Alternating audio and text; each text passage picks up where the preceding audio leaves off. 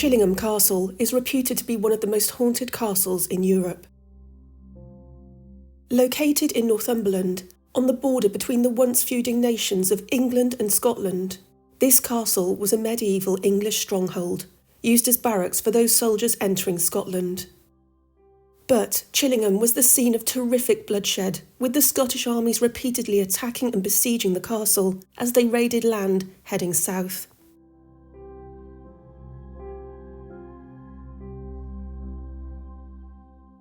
This dark, ominous stone structure was designed to spread fear to those outside of its walls and destroy those enemy soldiers unlucky enough to be incarcerated. Chillingham Castle, with its torture chamber and dungeon, was a notorious prison. If you were held within its walls, it's unlikely you'd ever be released, and many thousands of bodies are buried in mass graves within its grounds. Unsurprisingly, with such suffering and bloodshed, this terrifying fortress is haunted by a number of restless souls. From betrayal to disease, from torture to murder, welcome to the ghosts of Chillingham Castle.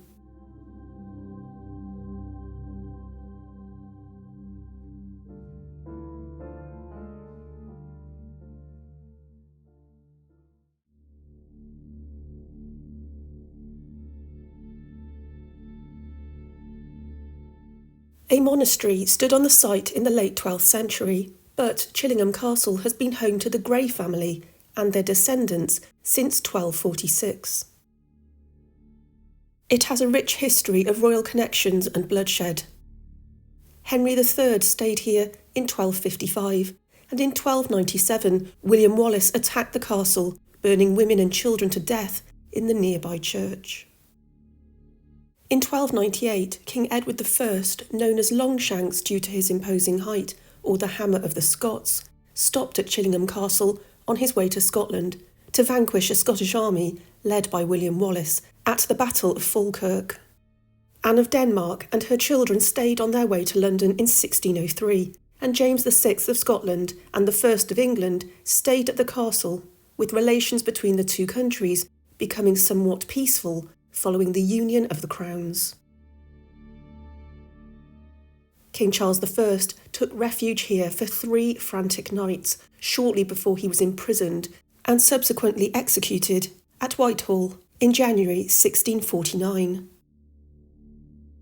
In 1344, Edward III granted a licence to allow Sir Thomas Grey to crenellate and improve fortifications at the castle, a privilege rewarding the king's confidence in the family's loyalty and giving Chillingham Castle a vital role in defending the border region. The castle walls in places became 10 feet thick, towers were added and a moat. Chillingham was quickly established as the most formidable border fortress. But these walls didn't just protect those inside the castle, they held many dark secrets. In a secret compartment in the King Edward I room, 125 Tudor documents were discovered during renovations, some relating to the Spanish Armada, others to the succession of James VI of Scotland.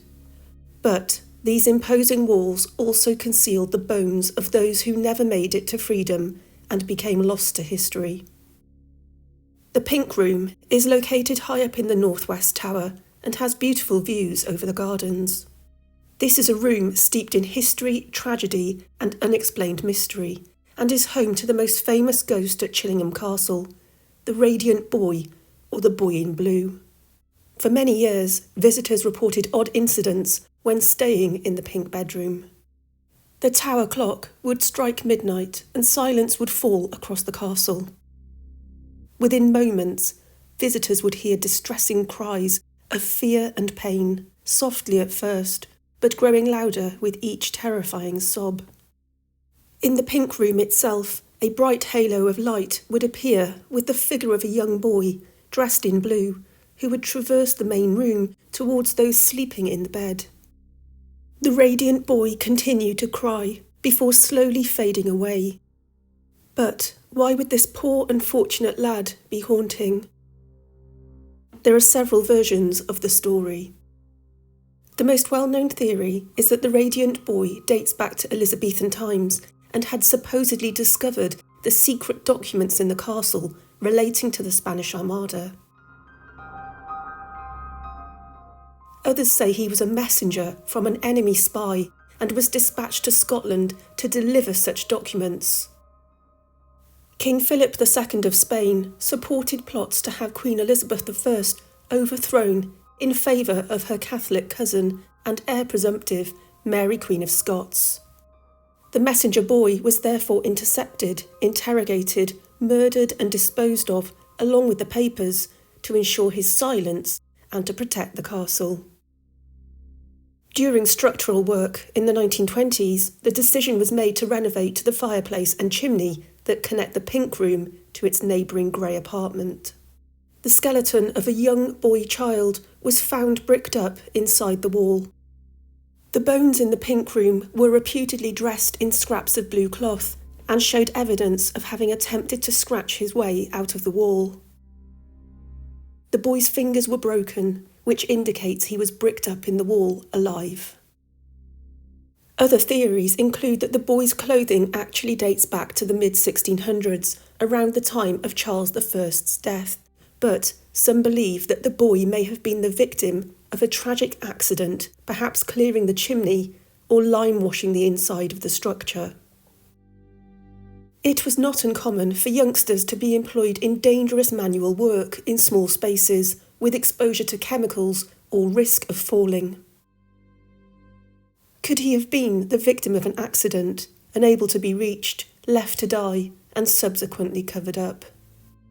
The bones were given a Christian burial in the nearby churchyard, and appearances of the radiant boy seemed to cease. But his walling up reeks of dark goings-on behind closed doors. As we'll discover, these are not the only bones that have been found at Chillingham Castle. When the castle's owner, Sir Humphrey, began to let the room for overnight stays, guests would be shocked to see a bright blue flash of light that appeared rather suddenly in the dead of night.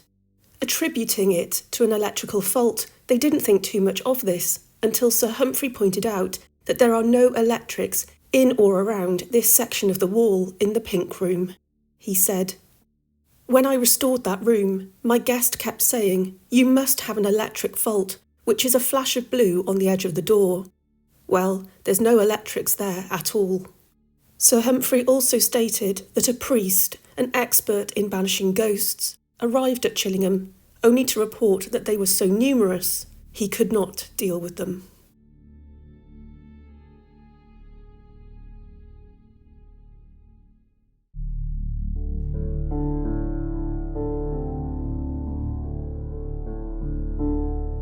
After the Radiant Boy, the second most famous ghost at Chillingham Castle is that of Mary Berkeley. She is a tragic figure whose lonely apparition has been seen roaming the vast corridors and rooms of Chillingham since the 17th century. She was born between 1650 and 1664, and she was the fourth daughter of Elizabeth Massingberd, whose father was a treasurer of the East India Company. Mary's own father was George Berkeley, a wealthy English merchant, politician and peer, who sat in the House of Commons of England from 1654 until 1658. Mary married Ford Grey, the first Earl of Tankerville, who was an English peer and politician. His family seat was Chillingham Castle, which he inherited on his father's death in 1675. They lived at the castle and went on to have 2 daughters. But then the unthinkable happened. An event that caused scandal, notoriety, and even an arrest. Possibly one of the most dramatic episodes ever seen in court at that time was the case of Henrietta Berkeley, Mary's younger sister. The Berkeley family was an ancient noble dynasty of immense respectability. Henrietta's father was one of the commissioners sent to The Hague in 1660 to request King Charles's return and restoration. Henrietta was one of his 7 children. At some point in 1681, she may have been as young as 14, Henrietta began an affair with her brother-in-law, Lord Grey, who was married to her elder sister, Mary. The affair was soon discovered by her suspicious mother, Lady Elizabeth, in 1682, when she sent another sister, Lady Arabella, to check for any evidence in Henrietta's room at Berkeley House in London.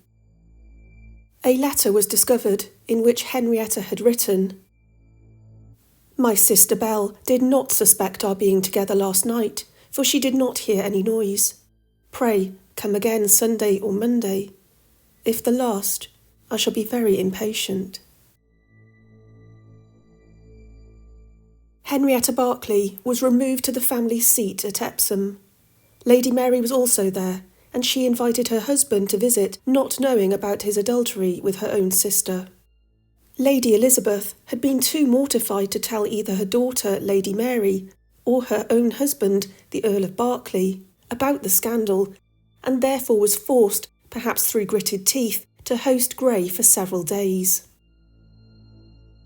To make matters worse, Henrietta caused even more scandal when she escaped from Epsom and went into hiding in lodging houses in London under the protection of Grey.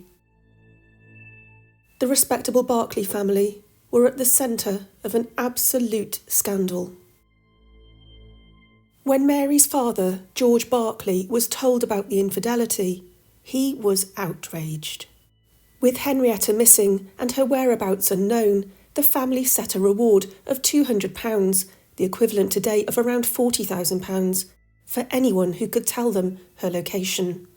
This fuelled society gossip further, and a note announcing the reward in the September 1682 London Gazette described her as a young lady of fair complexion, fair-haired, full-breasted, and indifferent tall.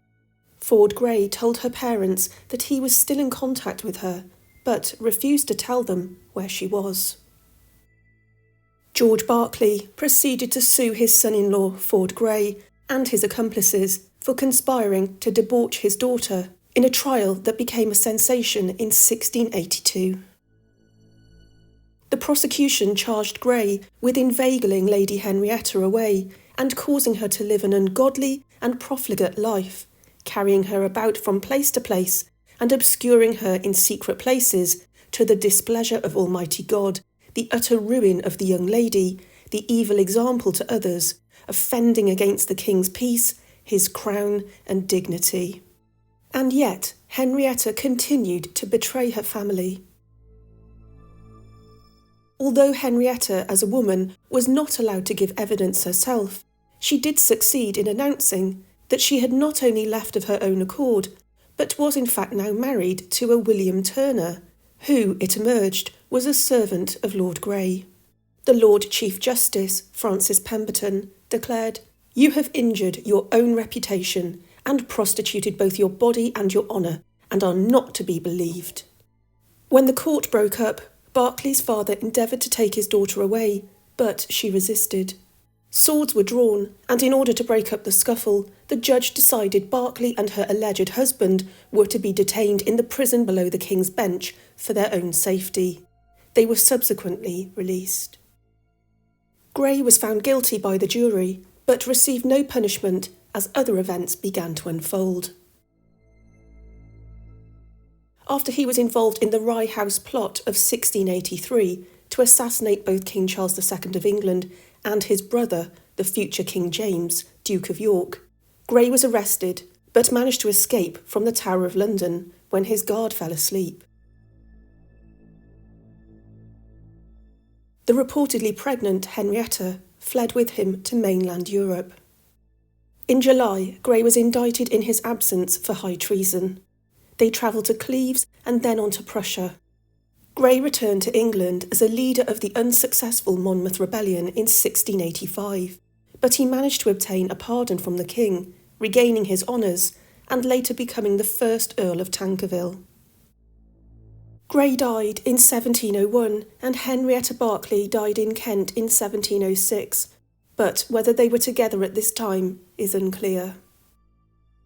Sadly, back at Chillingham Castle, the heartbroken Mary was left with her baby daughter, wandering the halls of the castle, longing for the return of her errant husband, who she truly loved. He never returned to Chillingham, and it seems she has never left. Lady Mary died at the castle in 1719. Even today, visitors to the castle have reported the rustle of silk, the sound of ladies' heels clicking across the floor, accompanied by an unearthly chill, which has been interpreted as an indication that Lady Mary has passed by on her sad vigil. She is sometimes described as the Lady in Grey and seems to roam the corridors and stairs. She has been witnessed by several guests, and it seems the apparition of Lady Mary is connected to a portrait at the castle. Young children and members of staff had for some time been disturbed by the apparition of Lady Mary, who it seemed stepped out of this portrait and scared residents by following them around. On one occasion, some friends, including a psychologist, stayed at the castle with their own children for several days. They were hosted by Leonora Tankerville and her husband George, the 7th Earl of Tankerville. The visiting family were curious about the portrait, and reluctantly, the residents of the castle explained the phenomena associated with the painting. The psychologist was intrigued and stayed up late, patiently observing, waiting for her ladyship to emerge from the portrait. After a few hours, the host inquired, "Have you seen anything?" To which the man said, "Nothing malefic." The families returned to their chambers to sleep, and all was quiet across the castle. The following morning, at breakfast, the hosts asked their visitors if they'd slept soundly. All of them had, except for the psychologist, who seemed agitated and somewhat subdued. After breakfast, the family toured the castle with their hosts, when the psychologist suddenly stopped still in his tracks. Whilst going through the rooms, he paused before an oil painting and exclaimed, "That is the woman I saw last night." This puzzled the host, who replied, "It is not the portrait from which Lady Mary is said to walk." "Well," answered the guest, "that is the lady I saw." Later that same day, the Earl spoke of it to his old nurse, and she at once explained, "Oh, my lord, don't you know? That is a portrait of the same Lady Mary Berkeley, only done when she was much older." Lady Mary is said to be buried just beyond the castle, in the tiny medieval church of St. Peter's in the village of Chillingham.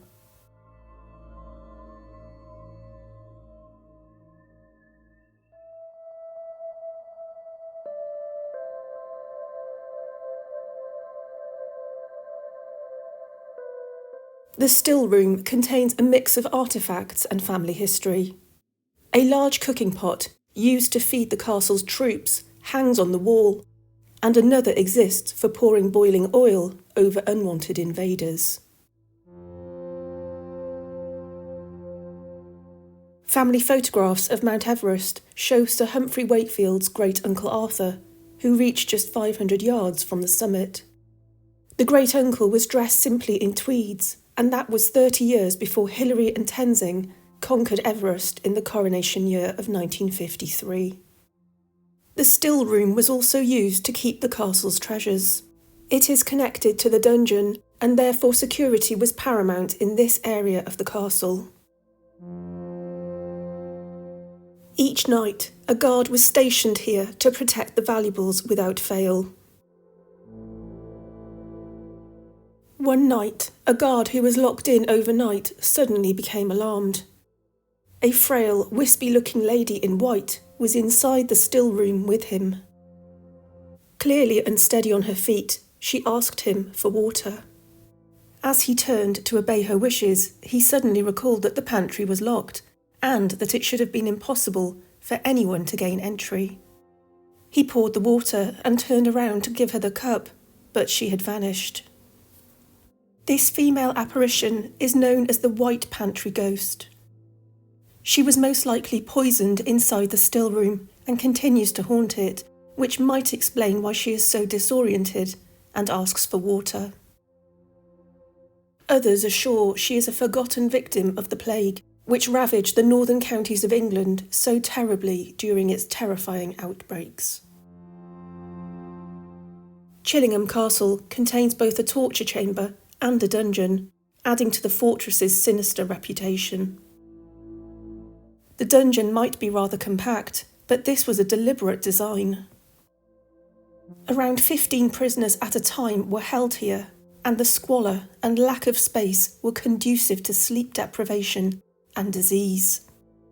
The castle dungeon is lit by one small arrow slit in the thick wall, and the physical and psychological torture of such conditions meant many prisoners would simply die. Most of the prisoners held would have already been subjected to torture to gain information or a confession in the original torture chamber located under the tea rooms we see today. If you survived the torture, you'd be placed in the dungeon where your fate would be determined. The dungeon at Chillingham contains the ultimate sinister confinement, an oubliette. The word oubliette stems from the French word to forget or to leave behind, and more often than not, the prisoner thrown inside was forgotten about, left to die of agonising starvation and dehydration. The individual was usually hurled in via a trapdoor at the top, with a lengthy narrow descent to the bottom, meaning the fall could kill you, or at least break numerous limbs. It was common for rats and the bones of other unlucky souls to litter the floor of the torturous oubliette. Slowly, the prisoners would lose their sanity and sense of reality, unable to adjust to the persistent darkness and freezing damp claustrophobia. The trapdoor above them was often visible, but painfully out of reach. At Chillingham Castle, the oubliette was said to be inhabited by hunting dogs. If you survived the fall, you'd be dragged back to the torture chamber for some more interrogation. If you died, you may be left in the oubliette, or if you were lucky, you'd be buried in a mass grave in the castle grounds. But the dungeon at Chillingham is still home to two restless souls whose voices echo inside the stone chamber. The dungeon walls are graffitied with the crudely cut letters carved by doomed prisoners.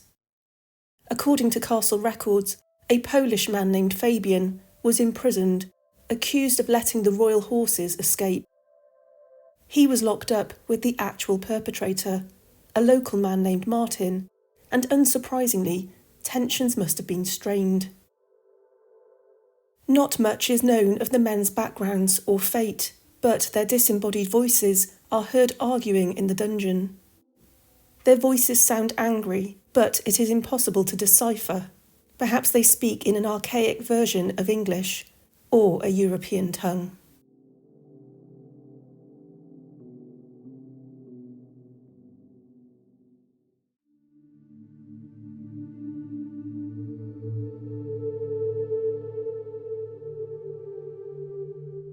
It seems a number of friendlier ghosts can be found in the holiday rental apartments, high up in the lookout tower, including a presence nicknamed the Nanny. Families staying here have been disturbed in the early hours of the morning, with the parents usually woken to the sound of their children cavorting and playing excitedly in their beds in the neighbouring room. Somewhat agitated at having their slumber so rudely interrupted, they enter the neighbouring bedroom to discover their children were woken abruptly by 2 or 3 other children, sneaking into the room in the night, giggling and calling their names before tickling the visitors' toes. The ghostly children then started to play games, and naturally the guests couldn't resist. Often the parents' reaction is one of disbelief. They can't see any apparitions and blame their children's reactions as tall tales or even holiday excitement. The parents will often usher the children out of the bedroom into the bathroom or make them a hot drink in an effort to restore peace and quiet. But when the parents return the now calm children back to their room, they find the previously crumpled sheets and bedding are beautifully smooth and inviting. The nanny, it seems, has also been disturbed, and having tucked up her ghostly charges, she now prepares the room for the young visitors. Mischievous spirits? It seems so, and they are often blamed for everyday objects going missing, and then turning up in the strangest of locations. The ghostly children are also blamed for tiny handprints, on mirrors and windows in the apartment. There are several reports of ghostly children heard playing in the Italian gardens of the castle and enjoying their time in the extensive grounds. Who the children are, we don't know, but some believe they are aged between about 10 or 11 and preschool age. What we do know is that a number of children lived and sadly passed away at Chillingham Castle, including Leonora Tankerville's two daughters, Georgina Bennett, born in 1896, and Ida Olivia Bennett, born in 1898. Both were 2 when they died. Whilst there are the spirits of the playful children still enjoying the castle gardens, there are sadly the apparitions of those less fortunate, children whose sad cries and shadowy figures are seen particularly in the castle grounds. Today, the gardens of Chillingham Castle are beautiful and peaceful, but looks can be deceiving. On the site, there are 3 hanging trees. 2 of these massive yew trees have fallen, but they are still a feature of the castle's brutal past. In the Middle Ages, wrongdoers of any age and stage in life could be hanged from the yew trees in the castle grounds, often to deter the enemy and local villagers and remind them of the power of the gentry. After an execution of slow strangulation, the corpse would remain in the tree until the decayed bodies would fall off. The remains were often simply left for animals to scavenge or to be buried naturally over time. Sometimes hangings would take place around the castle's outer walls to scare away any would-be assailants. Even in recent times, human remains from the castle's dark past have been found in the grounds, including those of children. These gruesome relics of brutality include children who have suffered the cruel methods of justice during the centuries of conflict along the English and Scottish border. The bones will sometimes surface when it gets really cold and the freezing and thawing of the soil underneath unearths the dead. The hanged were purposely denied a proper Christian burial to ensure their tormented souls roamed the earth forever. It is estimated that many thousands of corpses are buried at Chillingham Castle. The castle's main entry driveway is known as the Devil's Walk.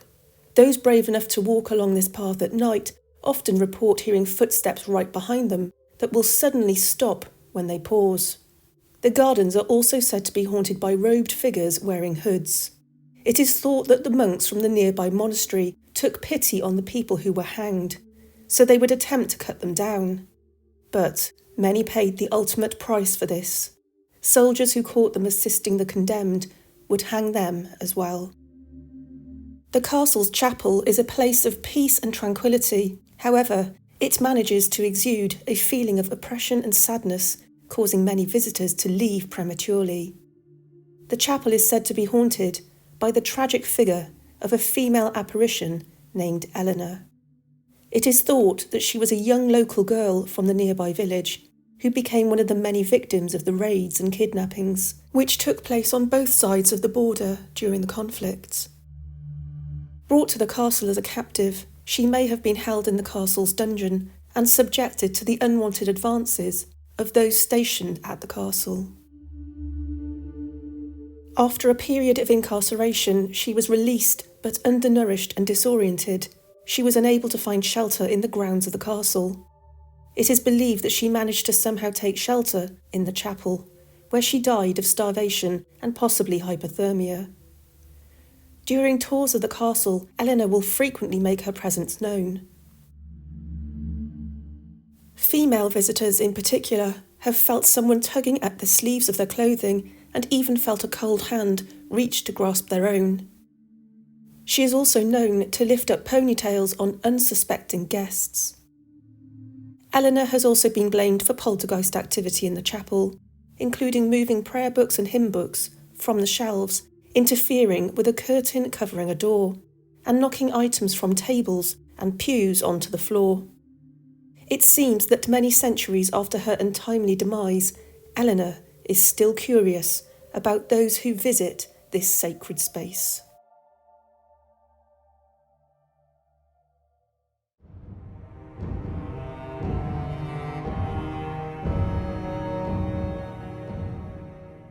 The spring of 1296 marked the beginning of a savage war between England and Scotland.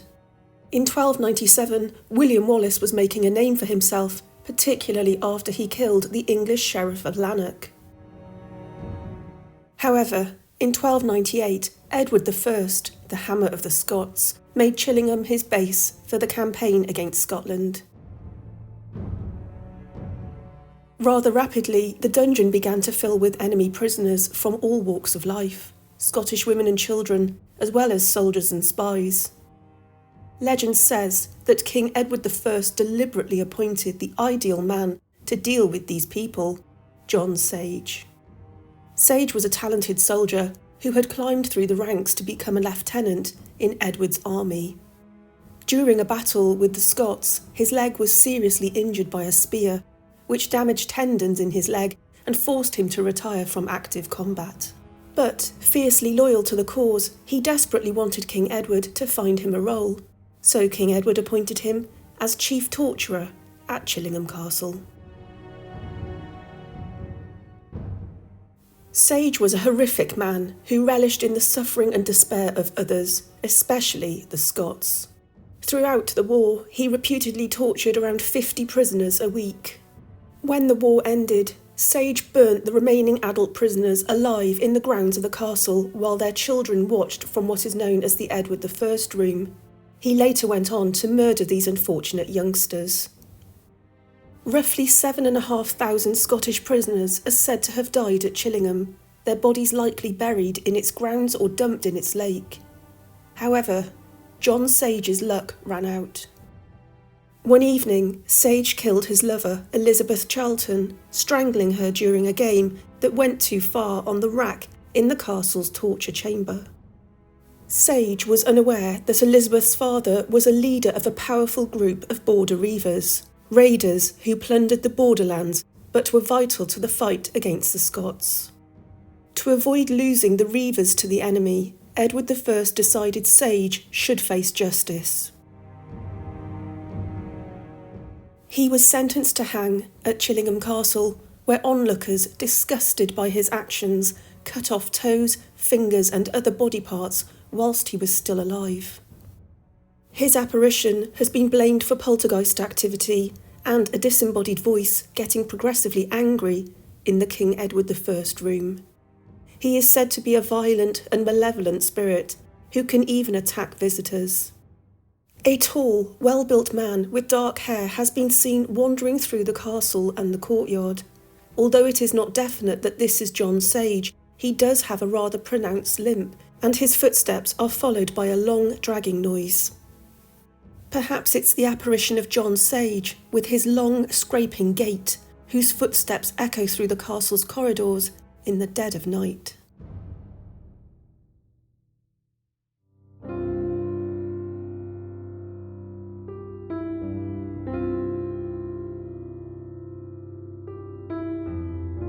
Leonora, the Countess of Tankerville, had always felt a connection with the spirit world. She was born Leonora van Marta and became a music teacher who had lived a relatively ordinary life in America before she met her husband, George Bennett, the future 7th Earl of Tankerville, in New York in 1894. The new Countess claimed to have experienced many of Chillingham's spirits herself, capturing their stories in a pamphlet published in 1925. Even before she had ever visited Chillingham Castle, she received a premonition that one day she would be its lady. One morning, whilst she was staying in France many months before she took up residence, she had a vision that she was walking up to the castle when a young man approached her and said, "I have come to walk with you until my brother George is ready." When she finally visited Northumberland, she mused, "This is the second time I find myself approaching the gates of Chillingham Castle, but strangely, it is the first time I have actually been here." Leonora went on to marry George, the Earl of Tankerville, who, as the only surviving son, succeeded his father as the Earl of Tankerville.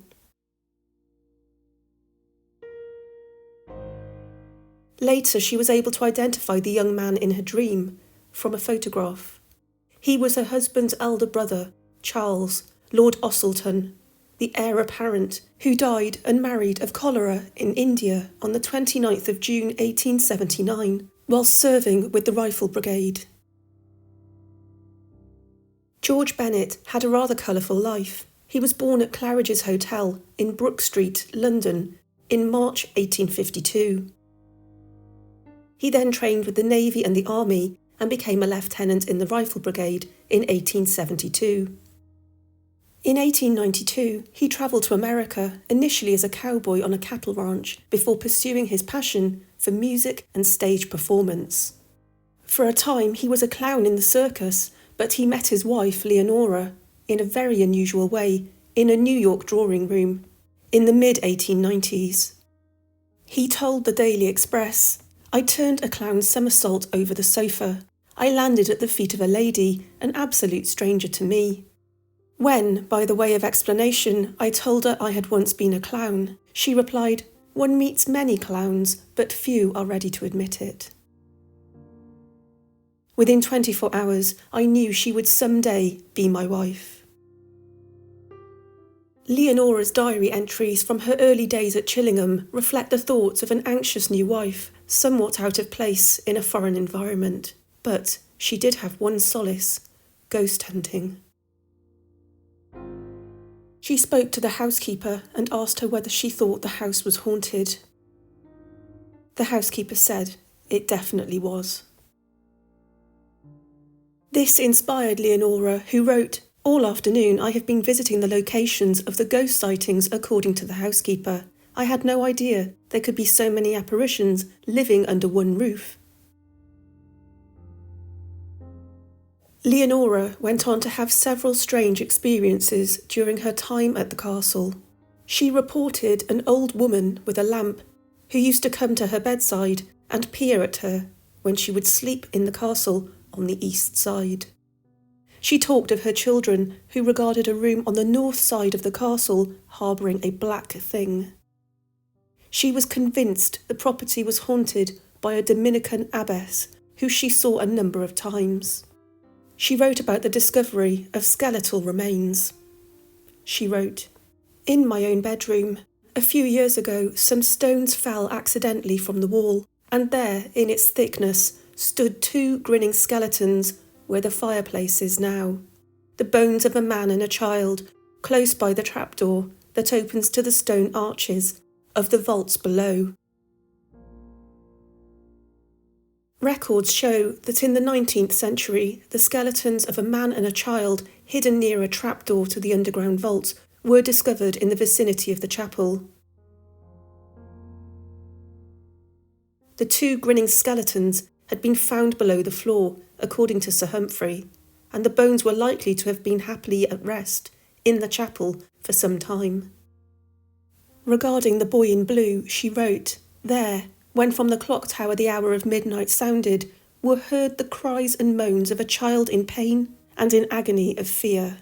Anyone sleeping there saw, gently approaching them, the figure of a young boy dressed in blue and surrounded by the light. It was in this wall, later, that the bones of a boy of tender years and some fragments of blue dress were discovered."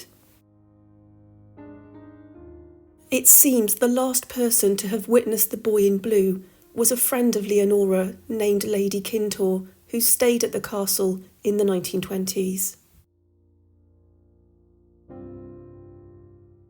Author and fellow supernatural enthusiast Sir Arthur Conan Doyle even commended Lady Tankerville's reports of Chillingham's ghosts.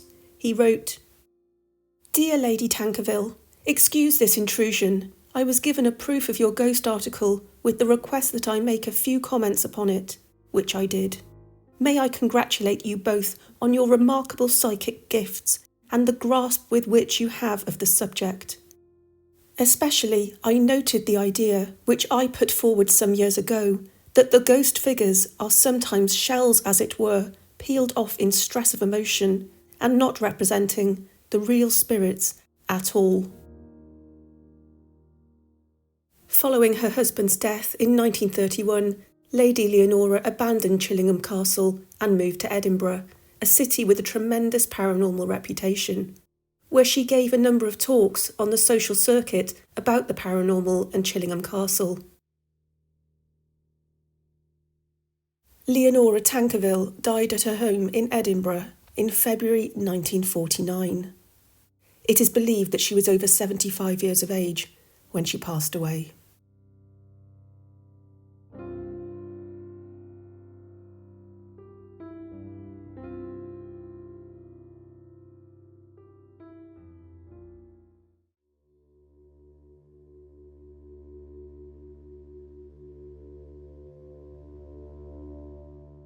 I hope you enjoyed these stories from the very haunted Chillingham Castle in Northumberland. Northumberland strikes me as a place with a great paranormal history, and it's a place that I think I'd like to cover some more stories from in the future. So during the Second World War, the castle was used as barracks, and much structural damage occurred, even going so far as to strip out the ancient wooden panelling. All the lead was taken from the roof, so the castle became exposed to the elements, and the rain poured in, and rot and decay caused significant damage, and the future of the castle really looked bleak. It probably could have been demolished at one point. But luckily in the early 1980s, Sir Humphrey Wakefield, whose wife is a descendant of the Grey family, bought the castle and began to lovingly restore it to the charming castle that we see today. According to Sir Humphrey, Chillingham is full of ghosts who were initially hostile to him, but who came onto his side as the restoration progressed. He says the ghosts even saved him from injury when he fell from a tall ladder, and the ghosts hurled him onto bales of hay several feet away, and he said, "The only time a chunk of masonry fell on my head was the only time I have worn my builder's hard hat." So perhaps the ghosts look out for him a bit. There is a story that the castle is cursed by a Spanish witch, and her portrait, which looks innocent enough, is on display in the still room. And apparently she casts a spell and curses those who steal items from the castle and those sorts of people who wish the castle harm. On display below the painting are several items that have been returned to the castle with letters explaining how they seem to have been on the receiving end of bad luck. The letter behind the candle here is not very easy to read, but from what I can make out of it, the family have had a run of bad luck, including a family member being in hospital. Some people have been in car accidents. There's also a letter from a lady who said something unfortunate or unpleasant about the portrait and believed that she was cursed as a result. I don't know how on earth the doorknob got stolen. They probably need a screwdriver to get that off. I love the way it says it was taken by mistake. Not sure I believe that. So yes, that's the story of the Spanish witch's curse. If we just go back to Leonora Tankerville for a moment and the boy in blue, apparently the last person to have witnessed the boy in blue was a lady called Lady Kintore. When I looked into her life, she had quite an interesting background, so I thought I'd just share some information about her with you. So she was an American heiress, and her father was involved in the oil business, and he had significant shares in Standard Oil, which is John D. Rockefeller's company. And she was born in 1878 in Cincinnati, Ohio. And then she met her first husband, whose name was William Angus Montague, the 9th Duke of Manchester, at a costumed ball in Dinard in France. And she was 21 and he was 23. They went on to have 4 children, but it was not a happy marriage, and the Duke had a significant gambling issue and spent lots of the money that was left for him in trust on gambling and on women. And due to these debts, they were forced to sell various properties, including a castle they owned in Ireland. And he ended up in Wormwood Scrubs at one point for 9 months for making false statements to a pawnbroker to receive cash. And ultimately, they divorced in 1931. And the Duke pretty much remarried immediately to another American actress. Helena went on to remarry in 1937, and she married the 10th Earl of Kintore, and he was the second son of the Governor of South Australia from the 1890s. and he was also a lord-in-waiting for Queen Victoria and Edward VII. She had a keen interest in spiritualism and was very excited to stay at Chillingham with Leonora Tankerville. And both Helena and Leonora were friends with Daisy Greville, who had a very keen interest in the paranormal at Warwick Castle. And now I have covered the ghosts of Warwick Castle in a previous video, and I think it's safe to say that Daisy lived a rather colourful life and a quite extravagant life as a socialite and philanthropist. And Daisy Greville also did talks on the circuits at paranormal events, the same as Leonora, in Edinburgh and around the country. So I've got 2 postcards for you today. This first one is quite simple. It's from 1906, and it says, "Dear M, I send you this picture postcard to let you know Mother and Janet is keeping better and all the rest of us are well. Hope to see you soon." Now, the reason I thought this was interesting is actually to do with the address. Look, it's for somebody who is at Bamborough Castle. And I'm sure many of you will know that Bamborough Castle really does have a very strong paranormal reputation. Let me know if you are interested in me covering some more ghost stories from this area. And this second postcard is from St Michael's Church in Alnwick, which is a market town in Northumberland and which is not very far from Chillingham. And one of the reasons I like this card is because it names a location which has a couple of ghost stories. It says, "Dear Miss Chisholm, once more I have arrived safely. Hope you enjoyed yourself at Rookhope last Saturday. Did Mrs. Jewett get many prizes? Mind you behave yourself at Blanchland on Saturday when I am not there to look after you. By the way, Jean got a daughter on Saturday." So I'll just touch on some of the ghost stories from Blanchland in Northumberland, but Blanchland, I believe, is right on the border with County Durham as well. First of all, we've got a haunted pub called the Lord Crew Arms, which dates back to the 12th century and was part of Blanchland Abbey. And it was actually the former abbot's house. So this pub is haunted by a lady called Dorothy Forster, who was the sister of Tom Forster, who was a leader of a Jacobite rebellion in 1715. So the story goes that Dorothy Forster rode her horse down to London to rescue her brother from Newgate Prison 4 days before he stood trial, and hid him in Blanchland before he escaped to France. She then staged a fake funeral for her dead brother, filling a coffin with sawdust before burying it in a churchyard. And that's why she haunts. She's waiting for her brother to return from France, and she's also been blamed for walking around the beds in the night. She quite often will stare out of the window, and also she apparently opens and closes bedroom doors at the pub.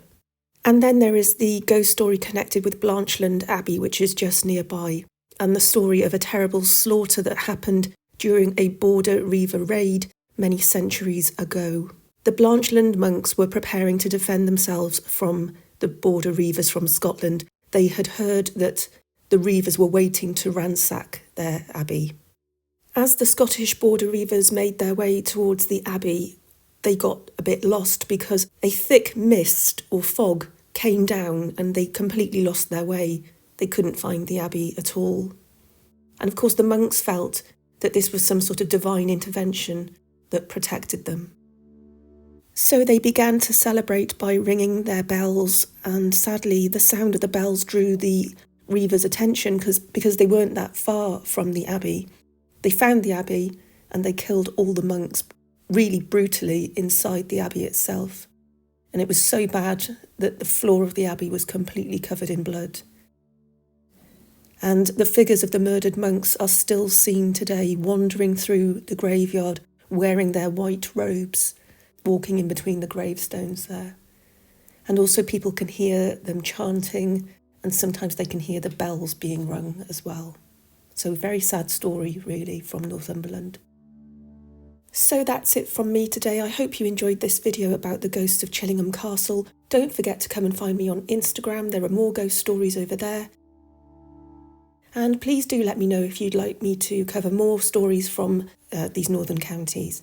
Take care, guys, and I'll see you on the next one.